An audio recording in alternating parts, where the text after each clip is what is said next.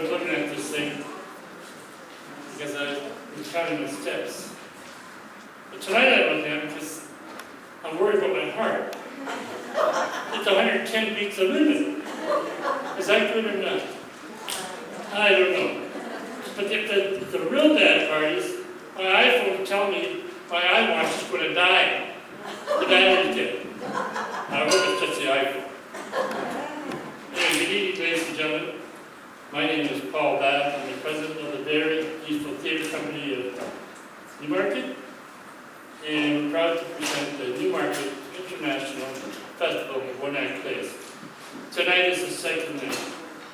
Last night we had a good group of people here. How many were here last night? Yeah, and you're back. Thank you for coming back. A lot of people bought 3 nights and we really appreciate that. And I have some housekeeping things I have to talk about. And the first thing is, where are the washrooms? Well, actually, the first thing is, where's the bar?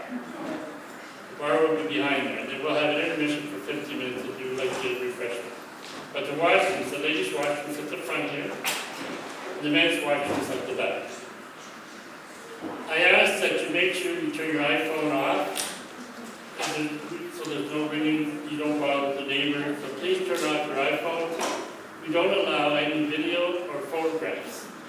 We have a gentleman tonight taking the videos for us. If you would like to see it, contact John and he'll show you the show later on. But we're streaming tonight, so that's really, really good. I want to thank our piano player, Dave Tom. Was he good tonight?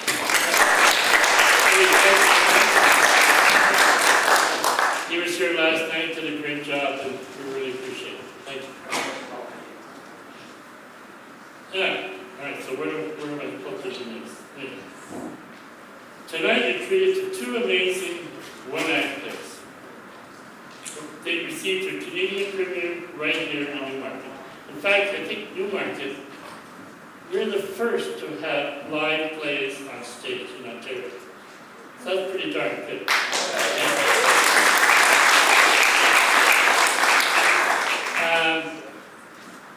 To start something like this, to have it even started, we'll actually start our meetings 2 weeks from now for next year. And for these productions, we went through 110 plays, narrow it down to 8, and 2 of which you're going to see tonight, if you just bought tonight's ticket. So it's a lot of work there. And it's all done by volunteers. Very Useful Theatre Company is a non-for-profit. We're all volunteers on the board. Any board members here tonight? Yep, we've got 2 board members here tonight. We meet once a month, we've been Zooming once a month, and to try and get the production to where it is today. And I want to thank the cameraman for he's volunteering to do his job for us, so we can be on YouTube. Is it YouTube? Facebook. Facebook, it's on Facebook. So it's all volunteer work. And none of it can be done without money. And when you buy a ticket, that helps pay for all the costs to put the productions on. We also go after sponsors. So tonight's sponsor is Meridian Credit Union here in Newmarket. Let's hear a warm applause for Meridian Credit Union. Okay, I work for them, all right? I'm a little biased, but the sponsors help pay for the night as well, so it's really good. Last night was Hollis Well, they paid for that. And Cachet Restaurant, where's Cachet Restaurant? They're the ones that provided the bar tonight. Jen's here, the owner of Cachet Restaurant. And they also sponsored Saturday night. So they're not only providing refreshments, bringing the people here, but they also sponsor tomorrow night, putting money in our account, the charity account. So when you think, okay, what happens to the money when you get it? We donate more than half of it to a local charity. And this year the charity we picked was the Food Pantry of Newmarket. So they will get half of whatever we raise from these 3 nights.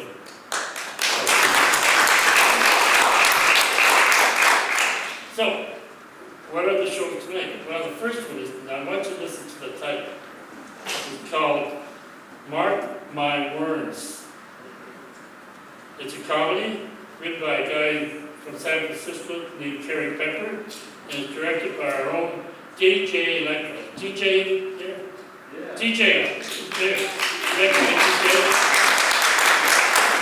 So that's the comedy. So that's kind of nice, because the next one, I understand, is going to be a tearjerker, and I bought clearances for the ladies, and we'll have them out for you should you need a clearance. And it's called Rosa Leo. It's a warm, hard play by an Australian playwright, Adam Szudrich, and directed by Amanda Dempsey-Laughlin. Is Amanda here? There's Amanda. So the plays are about 25 to 35 minutes long. After the first play, we'll take a 15-minute break, go to the washroom, take a bottle of water, whatever you need to do for 15 minutes so we can change the stage, and then we come back up. But the number one rule, you have to have your mask on at all times. You know, maybe not the washroom, but you have to have them on at all times, okay? If you want to drink your wine, if you want straws, I don't know how you're going to do it, but anyway, that's what I have to tell you. Okay? Enjoy the show. Thank you.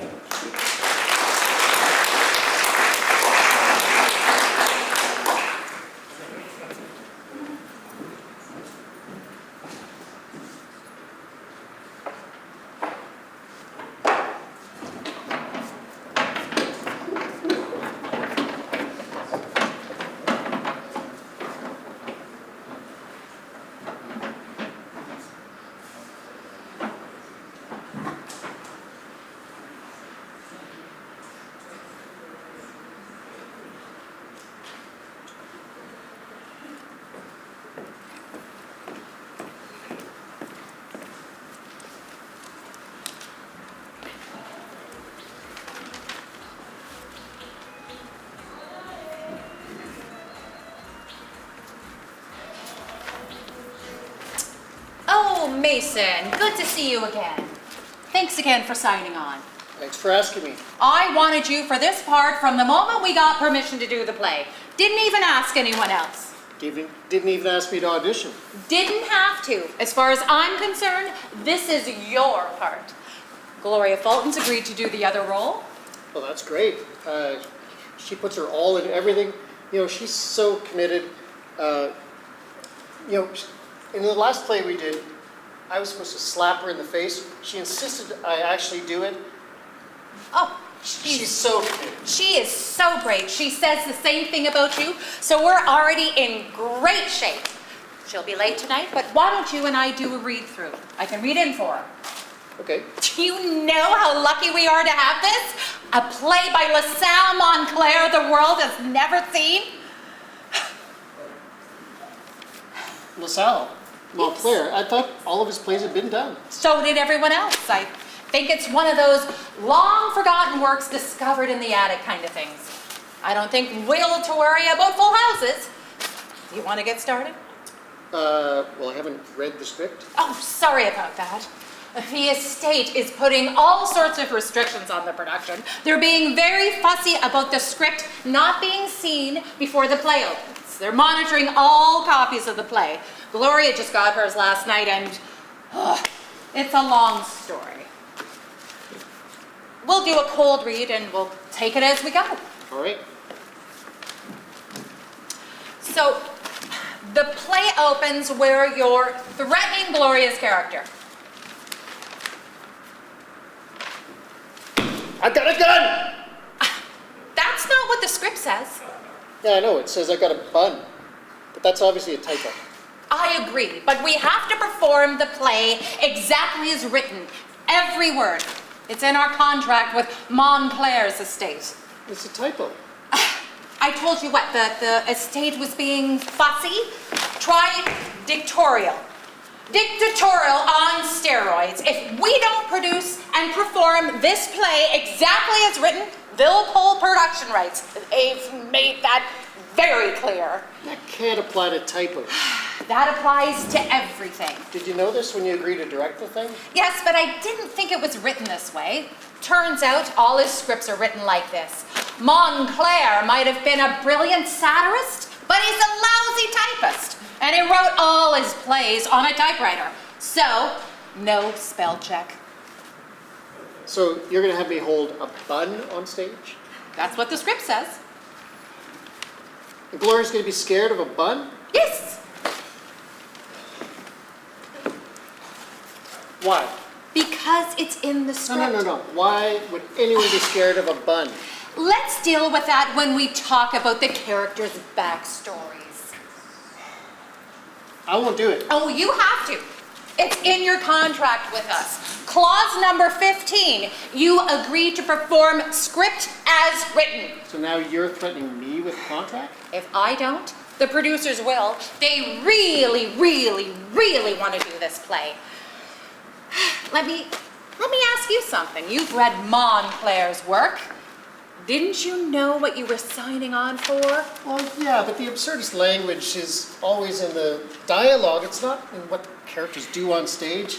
Besides, at least in his later works, they're way more naturalistic than this. You know what? This is an early piece. Maybe he became a better typist. From the top.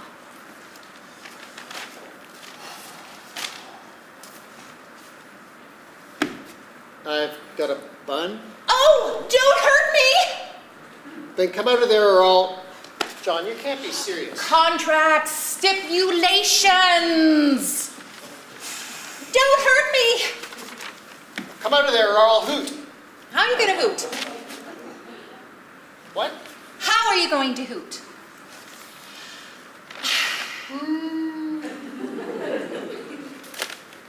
That's not intimidating. Well, no, it's supposed to say shoot and it says hoot. A hoot's not intimidating. Not the way you're doing it. Well, how would you do it?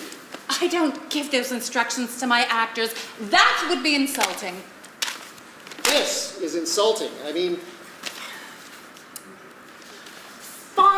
Reach into your toolbox and find the right instrument. reach into my toolbox? I mean, can't I scream or screech or something? You gotta give me something to work with. Sorry, you have to hoot.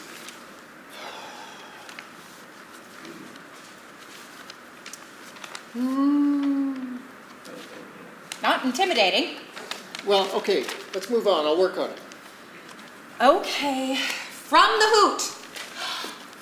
From the hoot? You kissed me.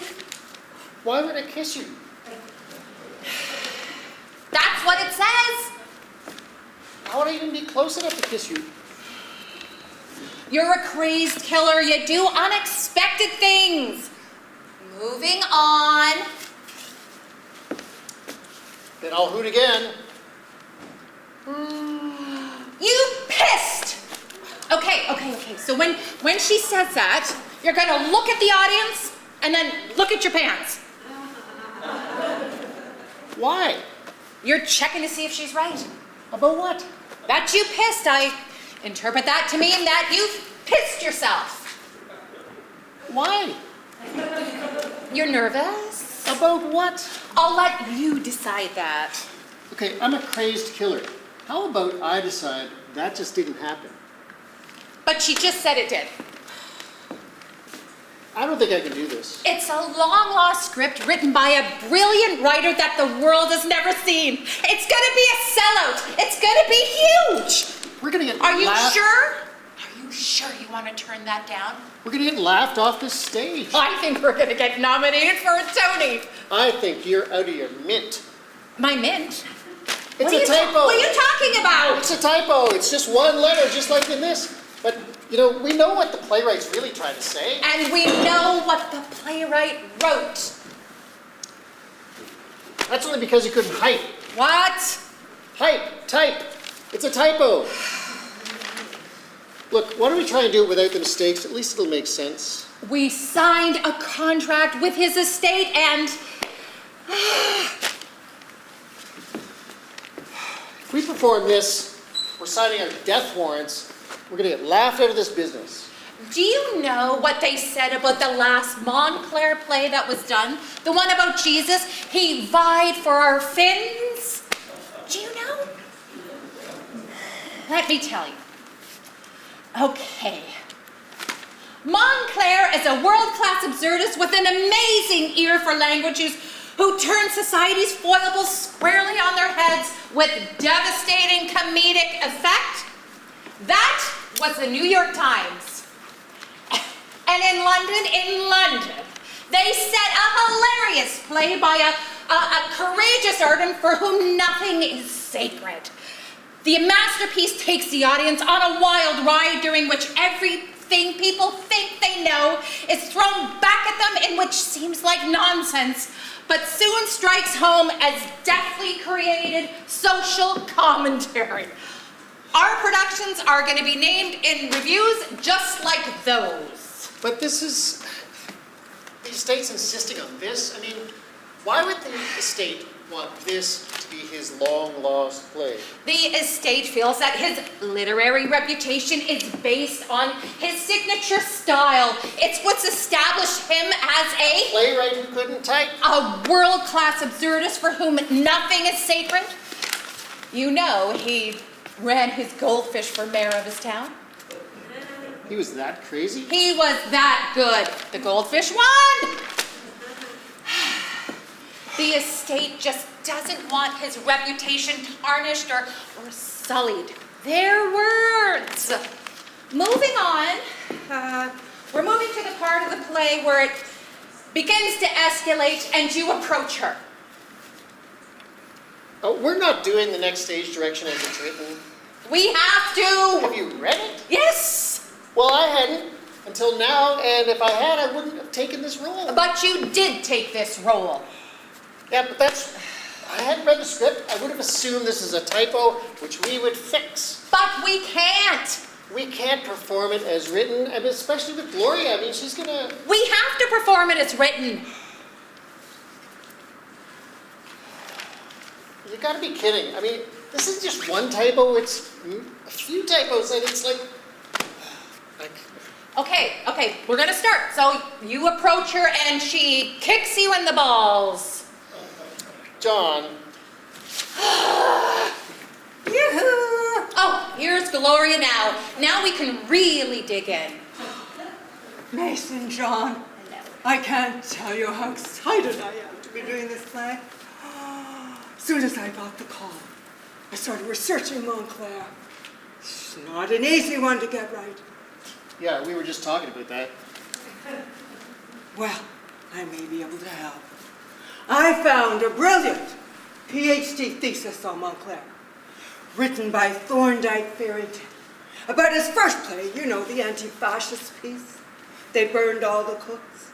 It provides enormous insight into how Montclair thought. Wonderful. You can please feel free to share as we're going along. Mason and I were just doing some preliminary work, but now that you're here, why don't we start over?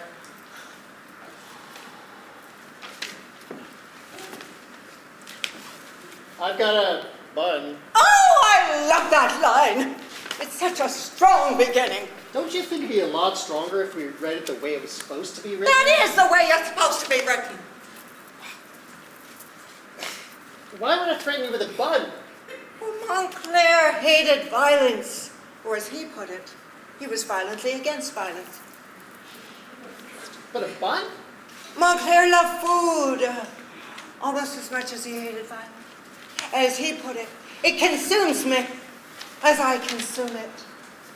He said food was the answer to all of our problems, especially war.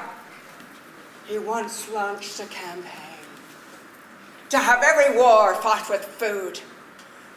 What he's saying here is that you, the instrument of violence, should be wielding a bun. Because if everyone who resorted to violence did that, all violence would end. It does make sense. Only if you're defending a PhD thesis.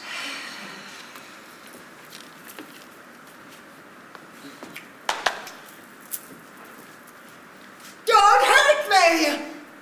Then come out, or I'll hoot. Are you really going to be frightened by a hoot? I'm not supposed to be frightened.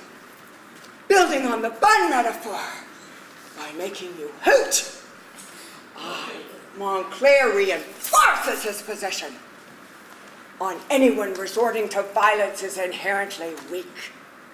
By making you hoot, it undermines you in the eyes of the audience and disempowers you in the world of the play. You have got to be kidding. Not according to Farrington. Farrington missed the fact that this is an obvious typo. Only if you take it literally. Listen, this is how Farrington describes it. Montclair's unique dialogue should not be viewed within the framework of the traditional communication paradigm. Oh, you mean typing accurately? Farrington deconstructs Montclair's psyche, and he determines that it's a major thrust of his oeuvre. That's the hoot. You know, if anyone other than Farrington, Well, of Montclair course, had done this. you have to consider the source. Oh, if anyone else, but Montclair clearly knew what he was doing. maybe what he was doing is making fools of all of us. Farrington takes that issue head on. He says, it's not to make fools of us, but to hold up a mirror to our assumptions. Here, he calls it the transmutation of preconception to sublime subordination. Am I the only one who's saying here? You're just responding according to the traditional communication paradigm. So Mason hoots and You pissed! Oh, I love that line. It's so Utterly ridiculous. bitingly clever. Why? Oh, you just have to read Farrington. I'll send you a copy.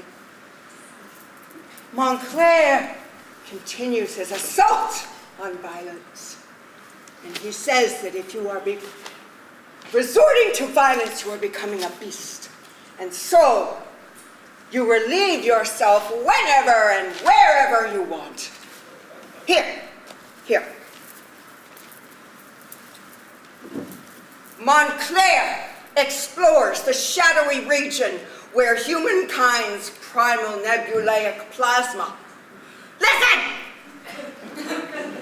merges with its outward veneer of imposed order and primitive, runs headlong into the nascent, which jives with you looking down at yourself. It communicates to the audience that you're aware of the transformation.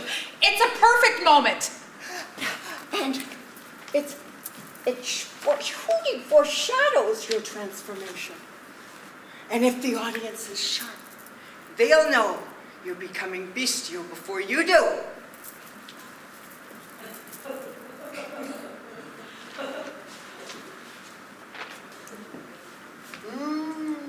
You kissed me! Oh, that's such a wonderful thing! Why would I kiss you? It's hard to believe now, but I wouldn't have known any of this had I not read Farrington. But now, it's all so clear. You feel yourself becoming a beast. So you make a desperate attempt to retain your humanity by reaching out to another human being in a last attempt to connect. I just pissed. How would I even get close enough to kiss you? You're being literal again. That is a fatal trap with Montclair. It's a metaphorical leap of faith, a projection of your inner turmoil. More beast than human. You are imbued with superhuman strength. Then you rush at her and she kicks you in the balls. What happened to Montclair's opposition to violence? Opposition to violence. Oh, I know what you're saying. Very astute, Mason. Oh, you're getting it. Farrington devotes an entire chapter to this very issue. In Montclair, there's only one character that resorts to violence. The other is the anima to their animus. In they burnt the cooks. The script read, she kicks him in the head. But when it was performed, she hit him with a bread. And what was Montclair's response to that? Well, it was his idea. He thought the original text was a typo. And how did the audience respond? Standing ovation. So, Gloria won't kick me in the balls then. You know what? That's too good of a moment to lose.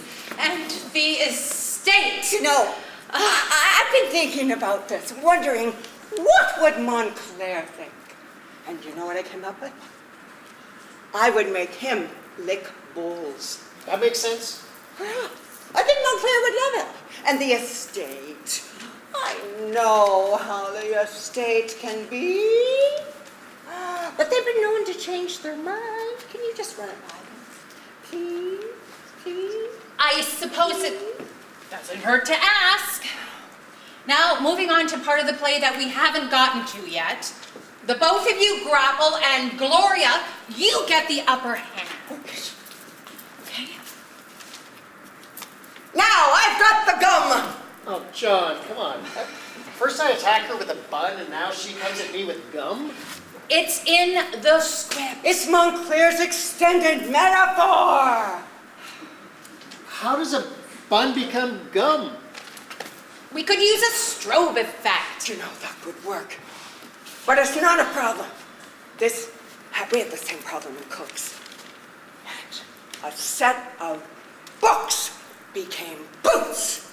And the image of the actors stomping around the stage with books strapped to their feet was amazing.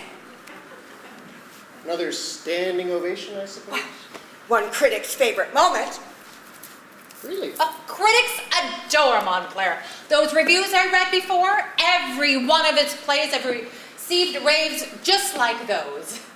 Really? Across the board, I think we're going to make theatrical history. Absolutely! Oh, and another thing, I'm not supposed to tell you this, but the producers are already receiving calls, so many calls from the media already, they're starting to lose count. This is going to be a feeding frenzy. Our careers are going to go into the stratosphere. Really? Okay, so Gloria, you have him at gunpoint. I have a question. Of course. What kind of gum is it? Does that make a difference? Of course it makes a difference. I'm going to react one way if it's bubble gum, another way if it's sugarless. Good point. And we need to consider if it's Chips-Its or a stick of gum. That is so important. I mean, the implications are incredible. Well, Montclair doesn't specify, so I think it's up to us. Why don't we try a few different ways and see which way works best? And we can't overlook gumballs.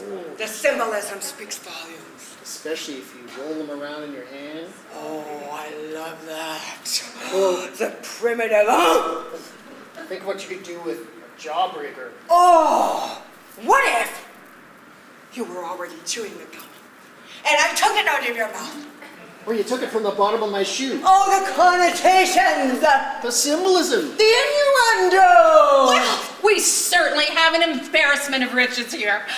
Okay, now we need to move on to the part of the play we haven't gotten to yet, where the both of you negotiate. Negotiate. Oh, this is another one of Montclair's motifs. Farrington calls it the nexus between I want and I want. So Gloria, you've got the gum, and you're negotiating for your life. It doesn't have to end this way. Put down the gum and let's make a veal. Oh, you see the food metaphor? It comes right around. Listening, I'm listening. Give it your best part. Okay, good. We're setting the audience up for a total complete, where the mood changes completely and you talk of a future together. The part of the play where you share your creams. Oh, I'm loving this. Montclair, Farrington says, the unexpected joys and sometimes surprisingly delicious tears of the torturous but sublime maze of Montclair's multifaceted world. I can feel that. The unexpected joys and the delicious terrors. Oh, this is going to be great. I feel like I already know most of my wines. You were right, John. We got a real dinner here. Okay, kids, let's take it one more time from the top before we move on. From the hoot.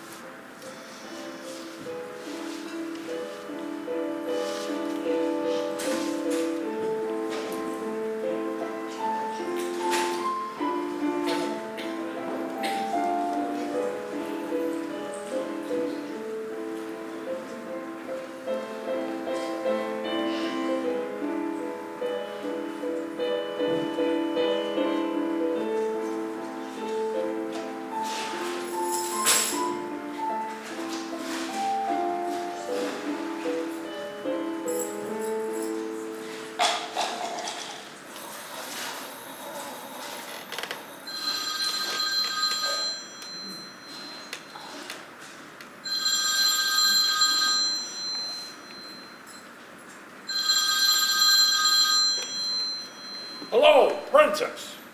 Is that you? Say something. Just a word.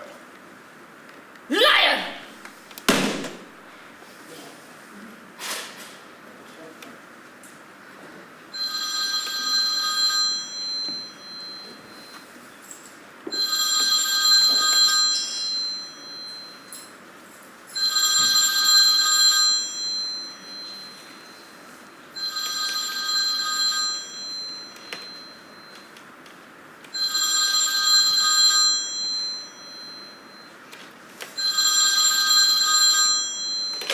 Before you hang up, let me explain. No, let me apologize.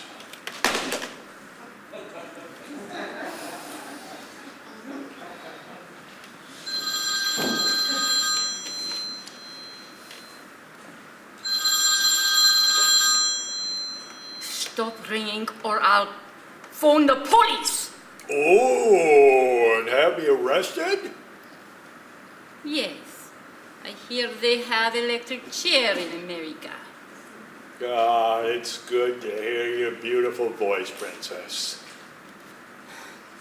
Leo, some women get weak in knees. I get weak in stomach. See, time hasn't dulled your tongue. Sticking out at you right now. You're the only one that could truly make me laugh. Ever try mirror?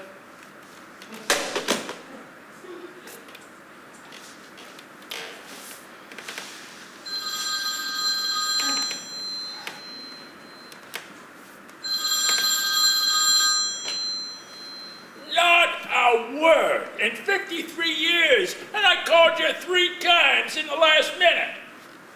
It's been 56 years, Leo. But you was never good at dates. Oh, what are you saying? I didn't come looking for you after the war? Sure, with your army of leggy blondes as foot soldiers.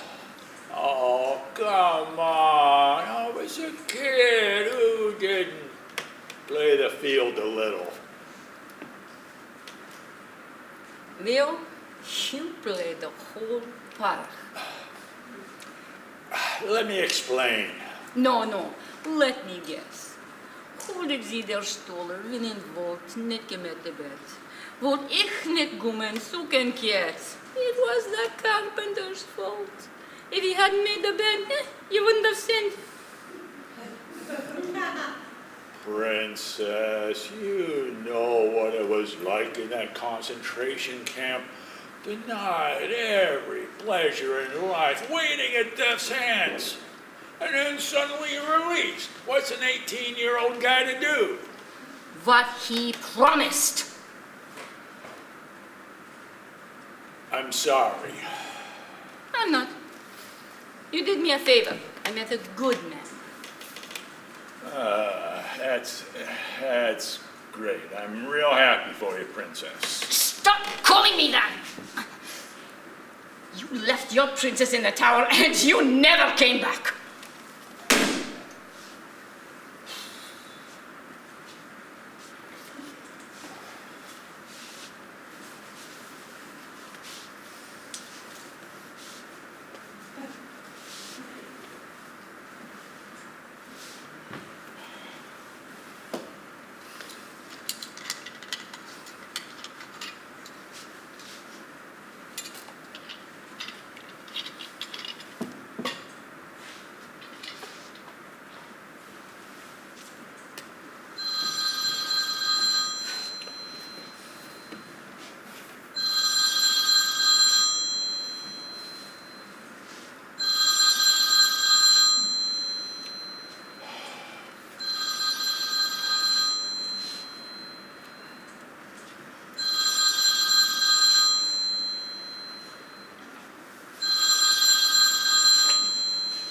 Guess who?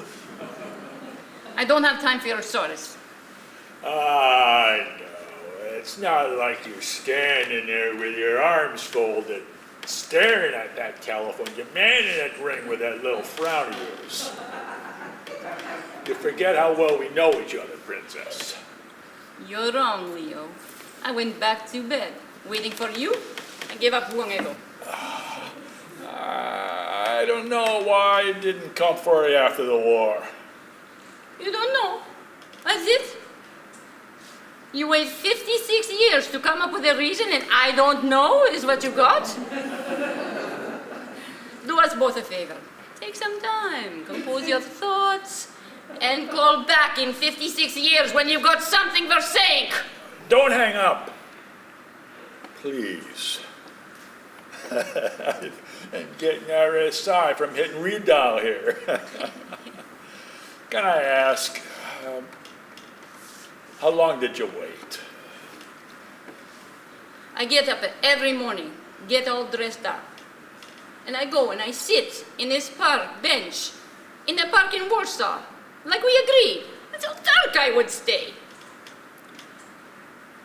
How many days did you sit? As many days as makes 3.5 months.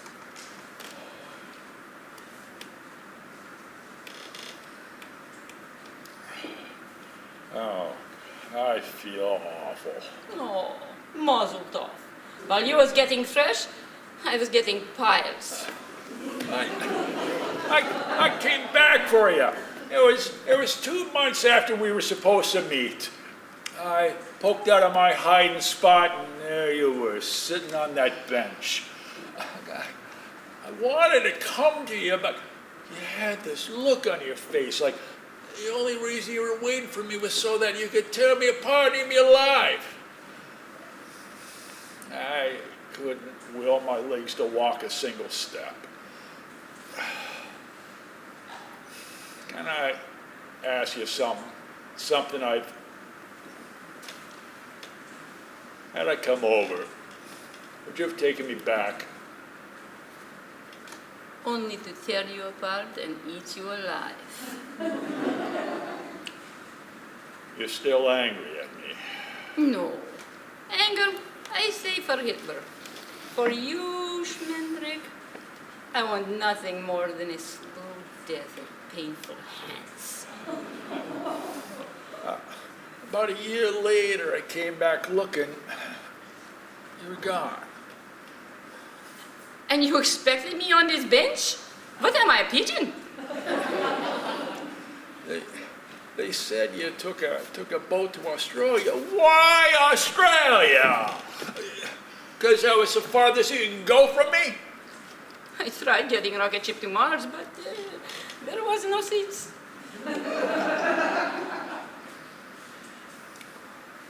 Well, for years, I had this dream. I'd see you standing on the deck of that boat, taking one last look out for me as you set sail. Is that how it played out? No, Leo. I went to my cabin, and I was putting my luggage on the rack, and this man helps me with my case. 8 months later, that man, Max, becomes my husband. I, too, married fast. To Sophie. And you told this wife of yours that you found my cousin on the computer? Of course. And that Nudnik gave you my number? Absolutely. And I told my cousin that I would rather cut my tongue out with a blunt knife before I spoke with you. Sophie thinks it's just two old friends catching up. She doesn't know how much you miss me. Leo, there's a really nice place you have to visit. It's called reality. Princess, you know you can fool the world with that tough woman, stiff-jawed, flared nostril routine. Not me. You know your giveaway? That little nervous twitch in your left pinky finger. Like that first night at the fence when I poked my pinky between the wires and wrapped mine around yours. God, I could have jumped through that fence and... Princess, you know why I married Sophie? Because she's the opposite of you. And you know why I married someone brave and faithful? Because he was opposite of you. Yeah, right. I was so infantile. But when you're young, you're a half-wit. And now that you are old, you are full-wit. Goodbye, Leo. Hey, aren't you interested in how my life turned out? Oh, sure. Write a book. I can use it to keep the fires burning in winter. Sing to me. What? Like we used to every night when we'd sneak down to the fence. Toomala, toomala, toomala-lika. You in the women's camp, me in the men's. Risking our lives to whisper between the wires. Toomala, toomala, toomala-lika. Dancing at a death camp, what a thing. Imagine we're in each other's arms. I don't live in the past, Leo. Even if the past lives in me. Visit me. I'll buy you a first-class ticket. You have some chutzpah. I've waited months on this bench, and now you want I should schlep the world for you? I talked to my doctor, Princess. He says the flight could kill me. Then let me buy you a first-class ticket.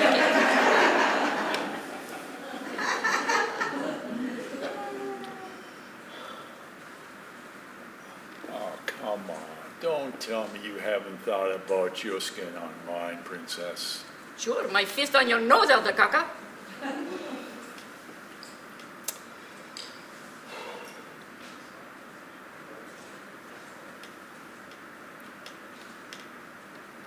If you hate me so much, why do you still look at my photo? What photo? The one I had hidden in camp. The one I gave you. My portrait before the war. That innocent kid of 17. Smiling, big, full red cheeks. No idea what life was about to deal him. I don't remember any photo. Princess, you never were a good liar.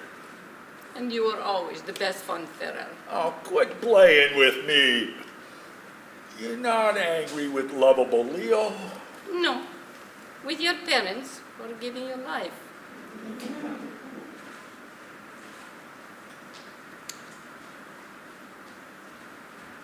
What happened when they took you from the camp? Years later, I hear... Why can't you be like every other Jew and forget what happened?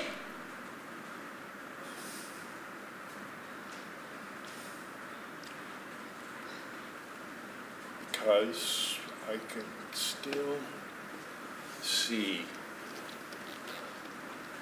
the first time I laid eyes on you. Up in that window in the women's dormitory. All bald, full of bones. I've never seen anything so beautiful. I still hear those words as men ran into my dormitory months later. Leo, they moved all the women. I raced to our fence, refusing to because we knew what moved meant. So I stood there, night after night, my finger wrapped around the wire. Friends plead with me that stop eating, wasting away. Live, Leo, survive. It's what Rosa would have wanted. Months later, many months later, I look up in the same window where I first saw your eye and see a new face. And I met Sophie. And we whispered between the wires.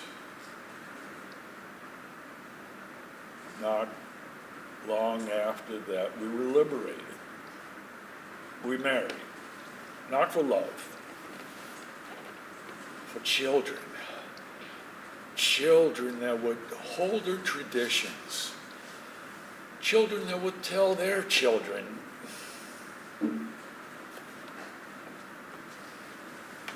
what the Germans did to us.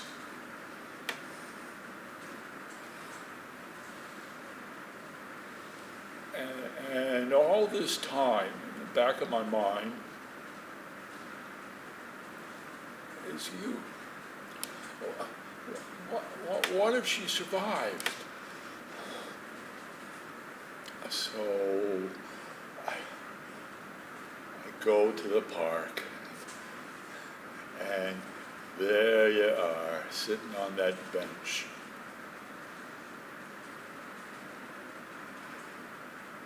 And I stand there, very man, with a pregnant wife, knowing I ruined both their lives.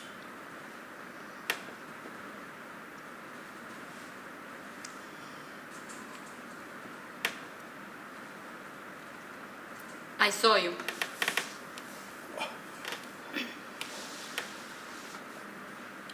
I just want to hold you, Princess, even just once. What did you say? I saw you.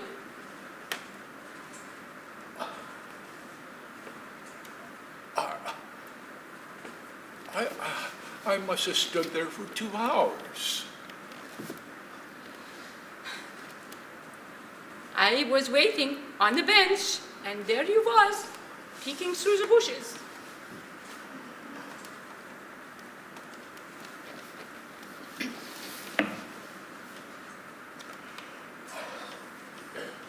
I was waiting. It was you who never came over.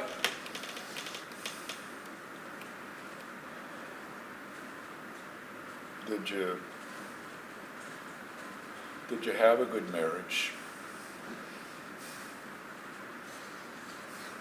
My Max, he was a good man.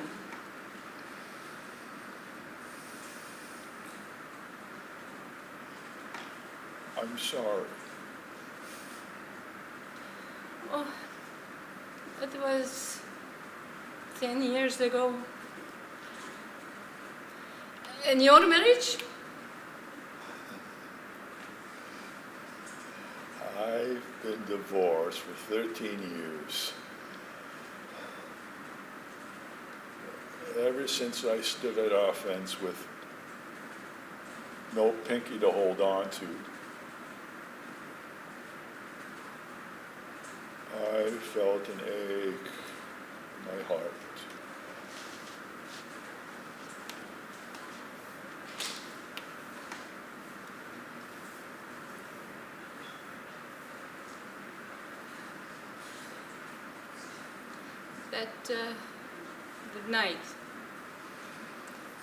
That night we were taken from the camps, herded like animals. those of us who survived, we lay in another camp, listening to screaming. Terrible screaming. Waiting to be pulled from our beds by what little hair was left on our heads.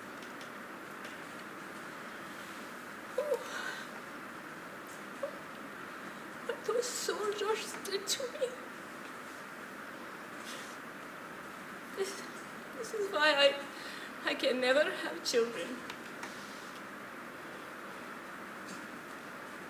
But I can turn off the memories.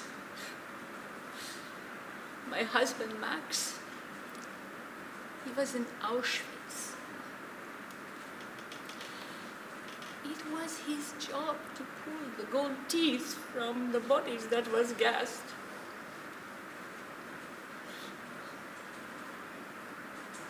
The faces of the dead came to him in nightmares. And the times he managed to sleep, I would leave my husband, sneak away to a hiding spot where I kept a photo, a portrait from before the war that you gave to me.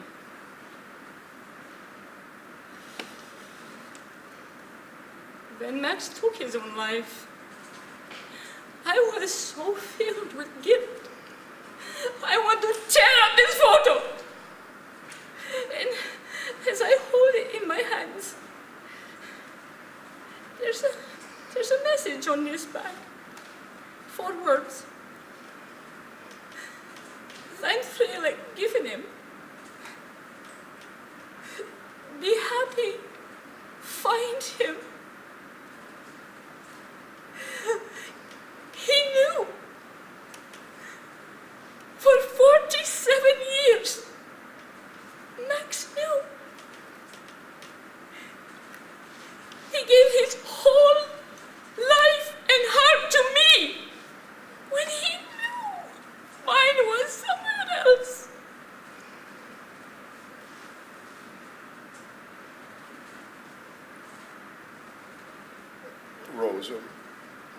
Rosa, I have to tell you something. I'm having a procedure. It's no cure. Maybe it buys me a couple months. When I found out, I just wanted to hold you. I'm never going to feel you in my arms.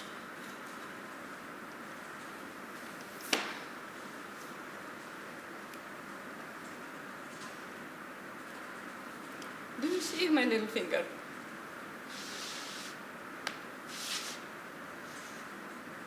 Hold it like you used to.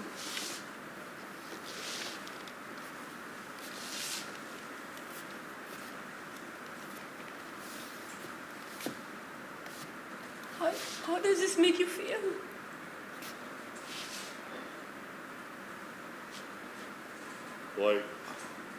Like something I never should have let go of.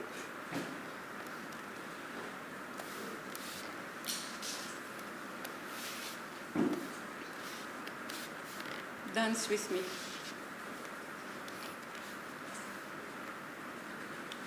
Tumbala, tumbala, tumbalaika, tumbala, tumbala, tumbalaika.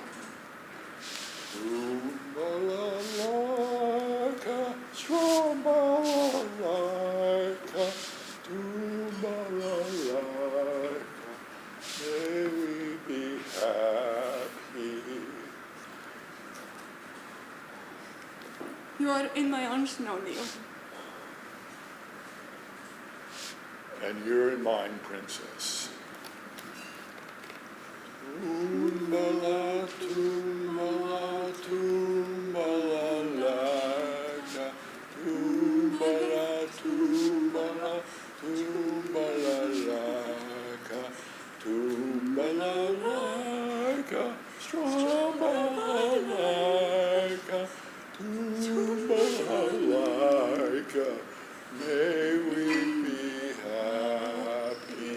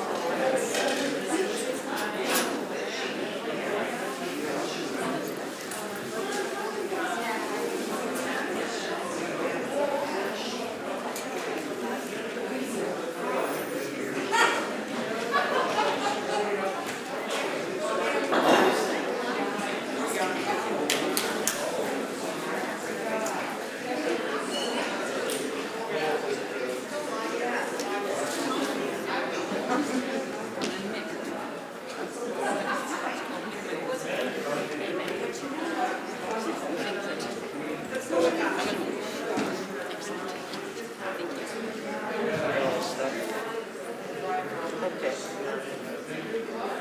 Sorry? Clear everything out?